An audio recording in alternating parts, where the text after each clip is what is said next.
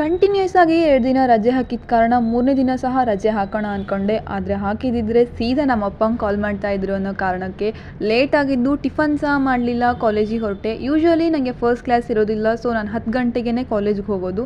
Late entry ಅನ್ನೋ ಹಾಗೆ 10 ಗಂಟೆಗೆ ಓಡ್ಕೊಂಡು ಕಾಲೇಜ್ಗೆ ಹೋದೆ. ಕಾಲೇಜಲ್ಲಿ ನನಗೆ ಇವತ್ತು 10 to 4 ತನಕ ಕಂಟಿನ್ಯೂಸ್ ಕ್ಲಾಸ್ ಇತ್ತು. ಟಿಫನ್ ಮಾಡದೇ ಇದ್ದ ಕಾರಣ ನಾನು ಕ್ಯಾಂಟೀನಲ್ಲೇ ಪಲಾವ್ ತಿಂದ್ಕೊಂಡೆ. ಅದಾದಮೇಲೆ 4 ಗಂಟೆಗೆ ಆ್ಯಸ್ ಯೂಶ್ವಲ್ ಸೇಮ್ ರೊಟೀನ್ ಅನ್ನೋ ಹಾಗೆ ಸೀದಾ ರೂಮಿಗೆ ಬಂದು ಫ್ರೆಶ್ ಅಪ್ ಆಗಿ ಟೀ ಕುಡಿದು ಶಾಪ್ ಕಡೆ ಹೊರಟೆ ನನ್ನ ಕೆಲಸಕ್ಕೆ.